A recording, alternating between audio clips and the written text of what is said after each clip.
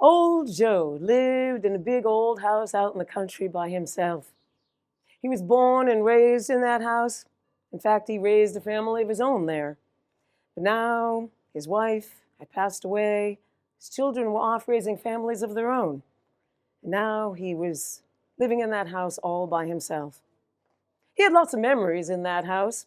He remembers as a child coming home every Wednesday, home from school with his friends, and smelling the smell of freshly baked bread that his mother was making in the old wood stove that was in the kitchen. He was the envy of all of his friends. He remembers playing hide-and-go-seek with his brothers and sisters in that house. He had the best hiding spot, and he never did tell anybody where it was, and he never got caught. He remembers going out into the barn in the back of the house, hitching up the old horse and buggy that his father loved so much, and ride into town with his dad. Now, Joe had some company on the farm. He had a couple of chickens and goats and a couple of cows. He had one cow, Molly. She was his favorite. She had this odd marking on her. It was like a pancake, squiggly line that went underneath her belly but didn't quite meet underneath. But his greatest companion was Sam.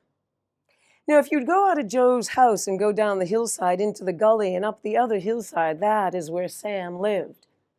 Sam and Joe were boyhood friends. And just like Joe, Sam had grown up in that house, raised his own family there. And just like Joe, his children were off raising children of their own, living their own lives. And his wife, too, had passed on. And so the two men, they would get together, these two old men, and they would do things around their farms. And oftentimes they would meet in Joe's house and they would bake bread in that same old wood stove that his mother used to bake bread in. They'd make butter and jam together, and they would often sit at the table looking out the window over to Sam's property, and they would shoot the breeze.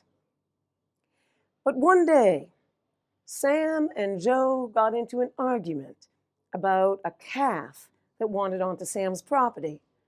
Now, Joe, you know how it is. This calf wandered onto my property and she's mine.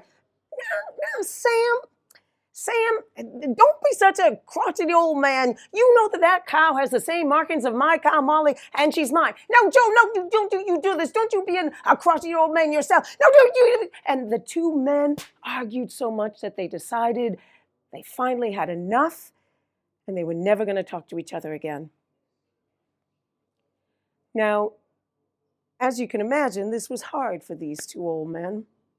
Joe, he would make his way out into the barn more often, take care of the animals a little bit more, spend time with Molly, keep himself busy.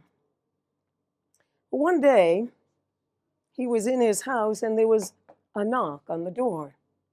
And when he opened it up, there was a young man with a friendly smile on his face and a sack on his back. "Excuse me, sir. I'm a carpenter and I'm passing through here and I'm wondering if you have a job for me to do." Well, by then, Joe was so lonely that he invited the young man in, and he sat him down at that same table where he and Sam used to sit. And he offered him some freshly baked bread that he had made. It wasn't quite the same without Sam around to make it, but he made it anyway. And he offered some to this young man, and some butter and jam.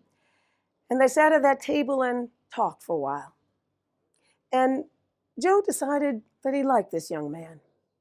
"You know something? I do have a project for you to do.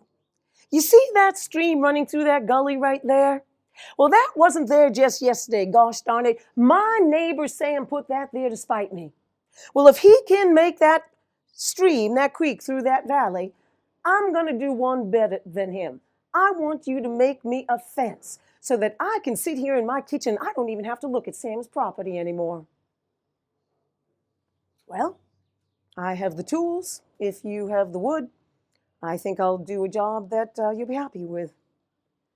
And so the two men, they went out into the barn, and Joe showed him where some old pieces of wood were and helped him bring them down to where the creek now ran through that little gully. And Joe went up the hillside, around the house to the barn, and hitched up that same old horse and buggy that he and his dad used to ride in. And he rode into town, listening to the hammering of the carpenter's work. Well, Joe came back in the late afternoon. He put the horse and buggy away, and he came around the corner of that barn and started on down that hill, but his feet nearly collapsed underneath him. His mouth had dropped to the ground. His eyes grew wide as he walked down that hillside. He didn't hear any hammering anymore, but what he saw was that instead of a fence, that carpenter built a bridge across that creek, and across it was Sam, coming across it with his hand outstretched and a smile on his old bony face. Now, Joe, you son of a gun, I never would have thought about building a bridge, and besides, you're right, that cow has the same markings of your cow, Molly, and she's yours, and besides, Joe, I've missed you. Now, Sam, don't you go doing that again. You know that you're right. That calf wandered onto your property and she's yours. And besides, Sam, I missed you too. And the two men gave each other a big hug. And by the time they had finished their embrace, the carpenter had already packed up his tools and was starting to go up the hillside. And Joe called after him, young man, I'd like you to stay on. I have some more projects for you to do. And the carpenter turned around. It's very nice of you, Joe. I'd like to stay.